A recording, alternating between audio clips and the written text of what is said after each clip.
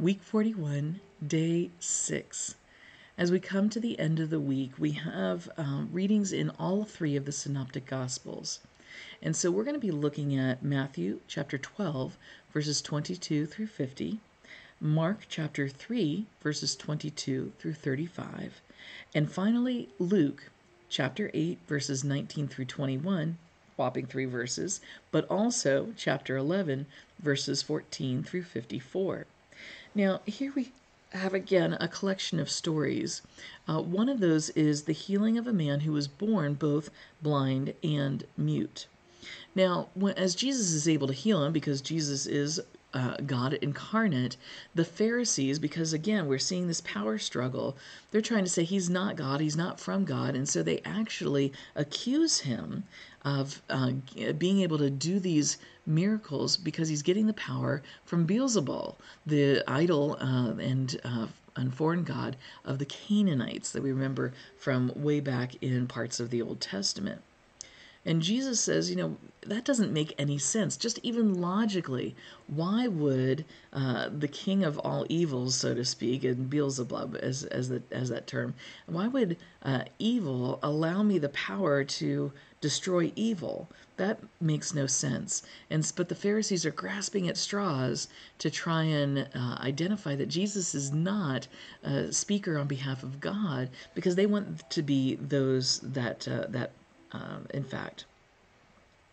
Because the fact of the matter is that unlike all the rabbis, unlike all the Pharisees, unlike all the teachers of up until that time, Jesus stands out as unique. He stands out as unique because he's overturning all the common understandings of what we need to do in order to earn God's favor so that we might be part of the kingdom of God, and saying there's nothing you can do. You're sinful people. You don't get it. And so the grace that God offers through Jesus Christ is often in conflict with the idea that we as humans have, that we need to earn or are even capable of earning God's favor. The way we earn God's favor is by believing in God and doing what God asks us to do God's will.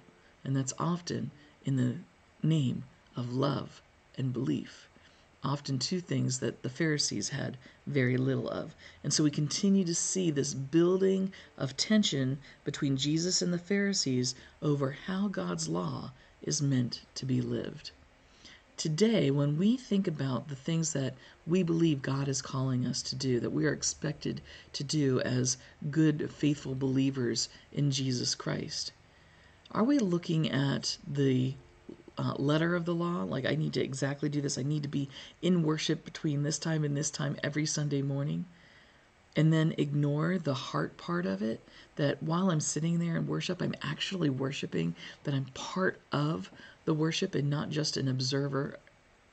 Or are we focused on the faithfulness and the spirit of the law, that we are meant to worship God, not just on Sunday mornings, but in our hearts and out loud all the week long, recognizing God for the great things that God does, for the gift that God gave us in Jesus Christ? Even now today, we as Christians have just as much danger of becoming a Pharisee as we see in the Gospels of Matthew, Mark, and Luke.